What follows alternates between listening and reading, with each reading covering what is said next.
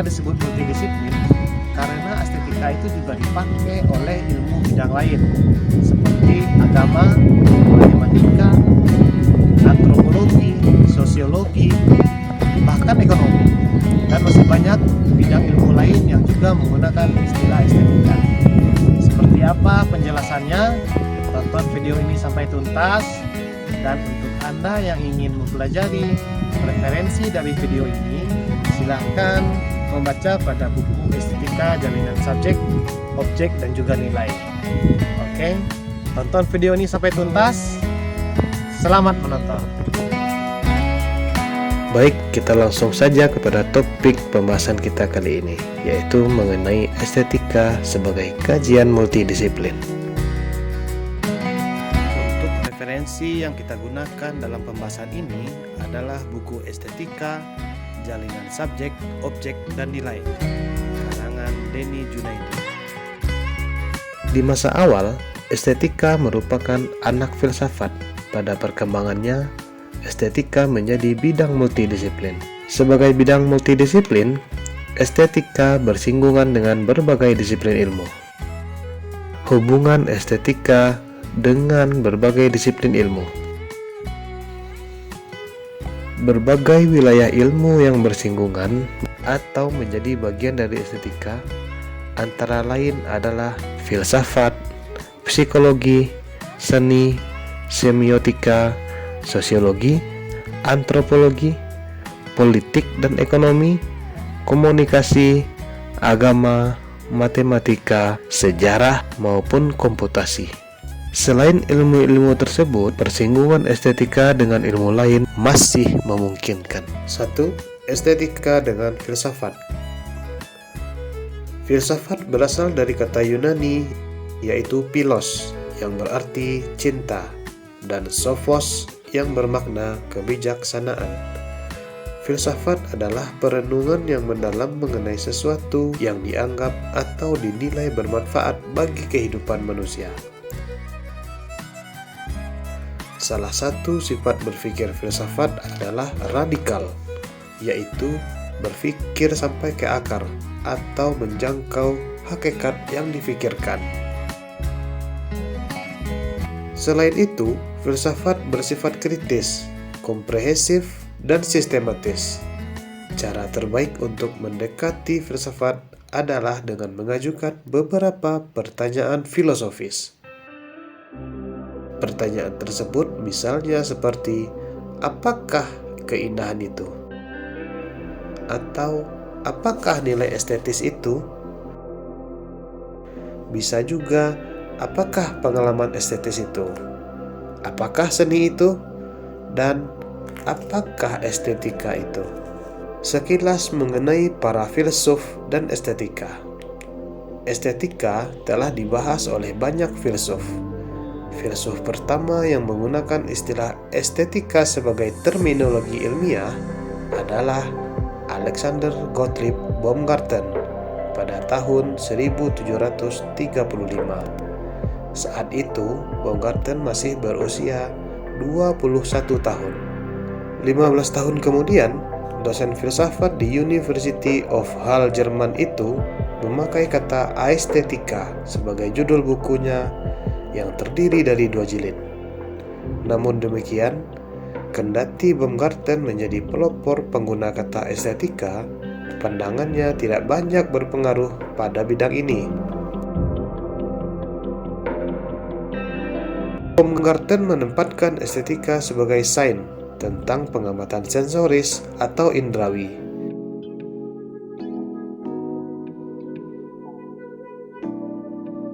Olehnya, seni ditempatkan sebagai sarana pengamatan tahap rendah untuk mendapatkan pengetahuan karena seni berada dalam tataran indrawi atau berada di bawah kemampuan rasional. Sebenarnya, konteks estetika telah dikenal oleh masa sebelum Baumgarten. Di Yunani kuno misalnya pada abad ke-5 hingga abad ke-4 sebelum Masehi, yaitu Socrates, Plato, atau Aristoteles yang telah mengkajinya. Kemudian pada abad ketiga ada Plotinus, Thomas Aquinas pada abad ke-13. Dan masih banyak filsuf lain yang juga ikut memperbincangkan masalah keindahan maupun seni. Setelah Baumgarten, estetika marak dibahas di Inggris. Tokohnya antara lain adalah Francis Hutcheson, Edmund Burke, David Hume, dan Anthony Ashley Cooper, yang lebih dikenal dengan nama Shaftesbury. Keberadaan estetika dikukuhkan oleh Immanuel Kant melalui Critique of Judgment di tahun 1790. Immanuel Kant menempatkan estetika sebagai cabang filsafat ketiga yang membahas tentang emosi kenikmatan dan ketidaknikmatan. Sebelumnya, filsuf asal Jerman itu telah menulis Critique of Pure Reason yang membahas tentang persoalan kognitif, dan Critique of Practical Reason yang mengangkat persoalan etika. Persoalan estetika, meskipun tidak menggunakan istilah estetika, tidak hanya dibahas oleh pemikir barat. Sangkuka contohnya, ilmuwan Kashmir India abad ke-10. Dia mendiskusikan tentang rasa, yaitu emosi atau pengalaman estetis yang ada pada penonton drama. Kemudian, filsuf Tiongkok abad ke-5, Shiho, menyusun 6 prinsip dasar penciptaan untuk seniman. Dan Al-Jahiz, penulis era kekhalifahan Islam abad ke-9, yang memaparkan keindahan Al-Quran sebagai mukjizat. Estetika dalam pencabangan filsafat. Secara umum, filsafat dibagi dalam 3 cabang utama, yaitu metafisika, epistemologi, dan aksiologi. Metafisika mengkaji persoalan keberadaan atau eksistensi. Epistemologi membahas asal, sifat, metode, dan gagasan pengetahuan manusia. Dan aksiologi yang mempelajari masalah nilai. Bersama dengan estetika, etika juga ada di cabang aksiologi. Sementara etika membicarakan masalah moral dengan tolak ukur baik atau buruk, estetika memperbincangkan sensasi indrawi dengan tolak ukur menarik atau tidak menarik. 2. Estetika dengan psikologi. Hubungan antara estetika dengan psikologi terdapat pada pembahasan pengalaman estetis maupun pengalaman artistik. Aistesis, akar kata estetika, yang sepadan dengan kata perasaan maupun persepsi, juga menunjukkan kedekatan keduanya. Thomas Munro menyatakan bahwa estetika yang mengkaji aktivitas, perilaku, maupun pengalaman manusia disebut psikologi estetis atau aesthetic psikologi.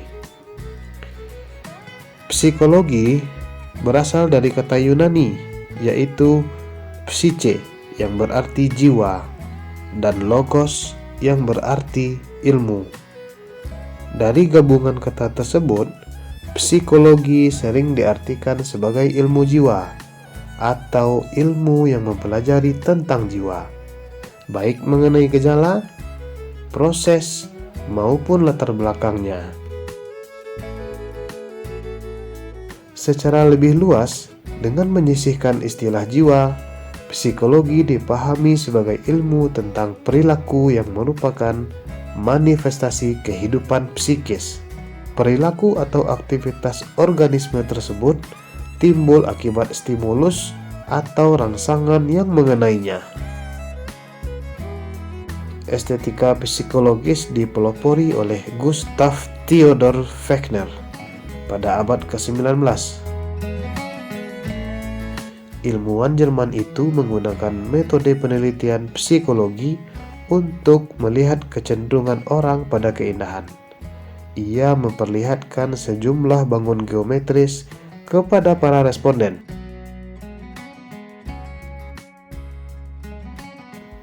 Lalu meminta mereka untuk memilih bentuk yang paling menarik,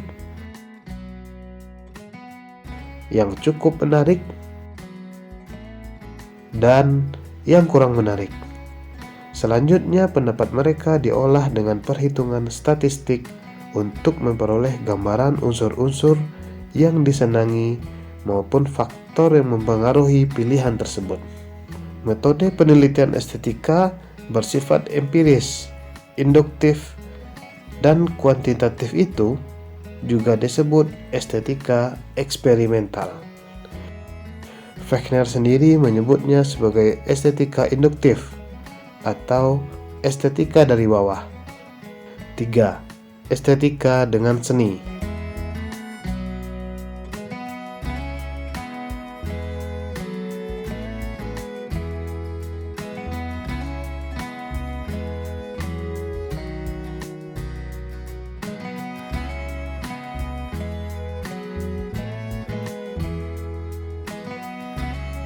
Pada perkembangannya, estetika lebih memperhatikan karya seni ketimbang alam.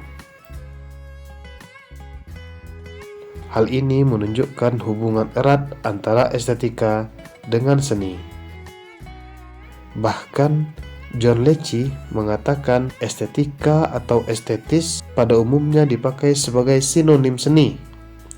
Munro memberikan nama morfologi estetis atau aesthetic morphology untuk estetika yang membicarakan tentang karya seni. Hal ini untuk membedakan dengan psikologi estetis atau aesthetic psychology untuk estetika yang berhubungan dengan aktivitas, perilaku, dan pengalaman manusia. Dalam beberapa buku estetika, bentuk seni sering dibahas secara rinci. Misalnya, Jelantik pada bukunya yang berjudul Estetika Sebuah Pengantar, yang mengulas tentang titik, garis, bidang, ruang, gerak, sinar, warna, maupun perihal susunan elemen visual tersebut. Ia menamai bidang-bidang itu dengan istilah estetika instrumental untuk membedakannya dengan filsafat estetika. Demikian pula halnya dengan Darsono Soni Kartika dan Nanang Ganda Prawira. Mereka membahas struktur seni rupa yang dibagi dalam unsur desain, prinsip desain, dan azas desain. Unsur desain terdiri dari garis, bangun, tekstur, warna, intensitas, ruang, dan waktu. Sementara prinsip desain dibagi dalam harmoni, kontras, irama, dan gradasi. Sedangkan azas desain meliputi kesatuan, keseimbangan, kesederhanaan, aksentuasi, maupun proporsi. Yang keempat, estetika dengan semiotika. Semiotika adalah studi tentang tanda dan cara kerja tanda. Nama lain semiotika yang kini jarang dipakai adalah semiologi. Semiologi dikenal di Eropa yang mewarisi tradisi linguistik Saussure. Misalnya dipakai oleh Roland Barthes dalam buku L'Aventure Sémiologique. Sementara itu, semiotika cenderung dipakai oleh para penutur bahasa Inggris atau mereka yang mewarisi tradisi Persian. Semiotika berasal dari kata Yunani yaitu semeion, yang berarti tanda. Semiotika banyak menekankan pada proses kerja tanda dalam kesadaran manusia. Untuk itu, semiotika juga didefinisikan sebagai ilmu untuk menganalisa tanda atau kajian tentang sistem penandaan. Adapun proses penandaan atau proses penerimaan suatu tanda oleh interpreter disebut semiosis. Hubungan antara estetika dengan semiotika terlihat pada penggunaan istilah estesis atau proses estetis yang merupakan adaptasi dari istilah semiosis. Dengan kata lain, estetika meminjam kerangka analisis semiotika untuk cara kerjanya. Secara khusus, kajian estetika yang memanfaatkan kerangka analisis semiotika disebut estetika semiotis. Dan persoalan ini akan kita bahas lebih lanjut pada video yang akan datang. 5. Estetika dengan sosiologi dan antropologi. Sosiologi dan antropologi, khususnya antropologi sosial, pada dasarnya adalah kajian yang sama, yaitu mempelajari masyarakat. Perbedaannya adalah sosiologi memperhatikan masyarakat modern, antropologi meneliti masyarakat tradisional.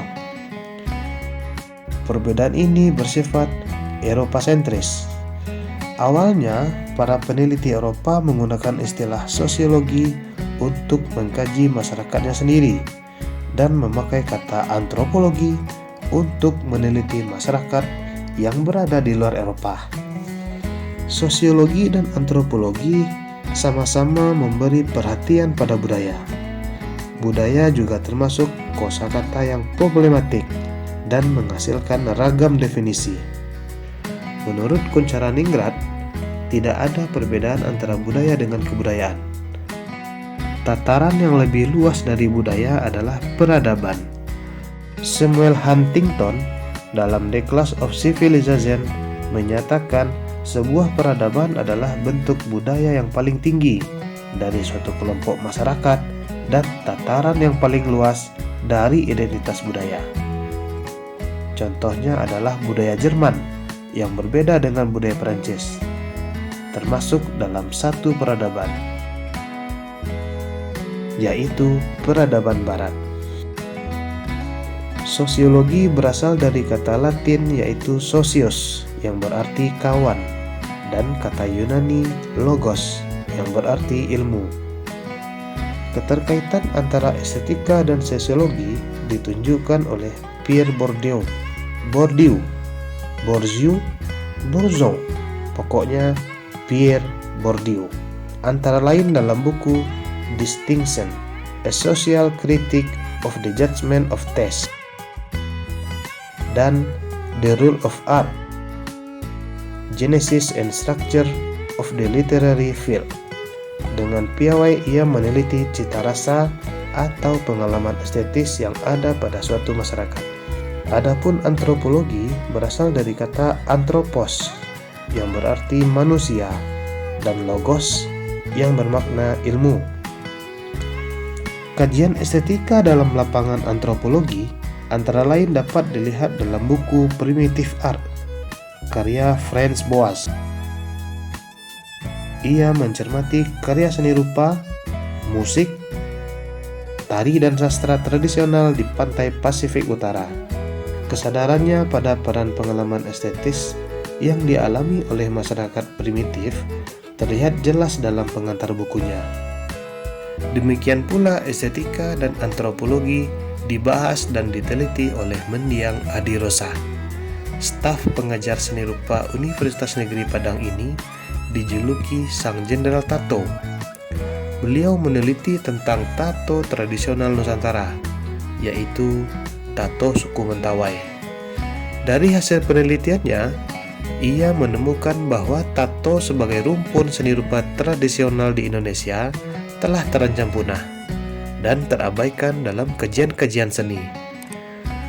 Beliau keluar masuk pedalaman Kepulauan Mentawai untuk mengkaji keberadaan tato pada suku tersebut. Penelitiannya mengungkapkan bahwa dari 24.566 jiwa suku asli Mentawai yang bertato tak lebih dari 200 orang, dan itu berusia di atas 50 tahun. Data inilah yang mendukung bahwa tato tradisional mendekati kepunahan. Dalam catatannya, Adi Rosa mengungkapkan bahwa orang Mentawai sudah menato tubuhnya sejak kedatangan mereka di pantai barat Sumatera, sekitar zaman logam, yaitu 1500 hingga 500 sebelum Masehi.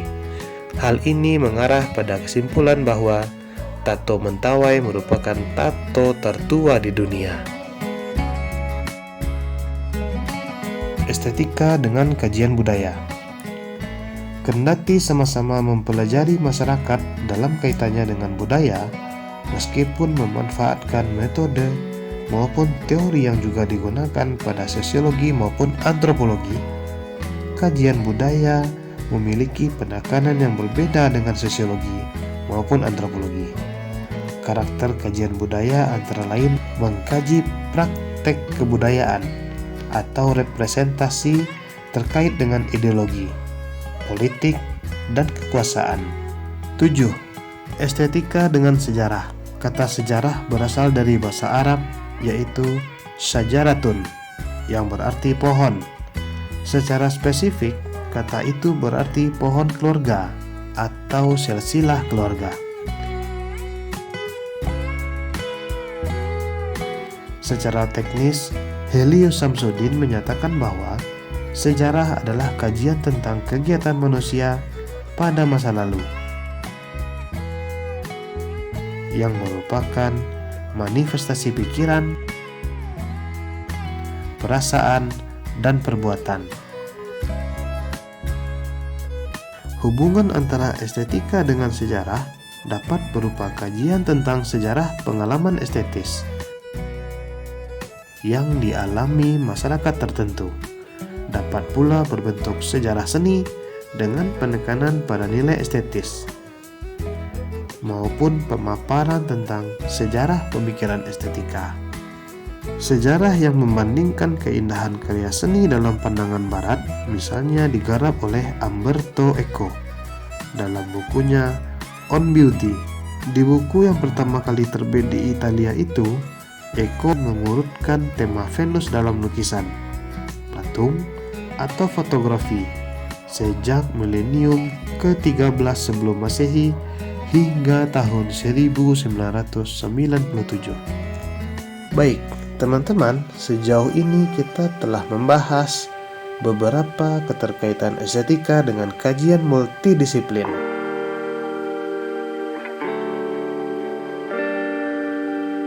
Pada video berikutnya, kita akan membahas mengenai estetika dengan politik dan ideologi, estetika dengan agama, estetika dengan ekonomi, estetika dengan komunikasi, estetika dengan matematika, estetika dengan komputasi, dan estetika dengan kajian ilmu lain yang sekiranya berkaitan dengan pembahasan ini. Tonton terus video berikutnya. Wassalam.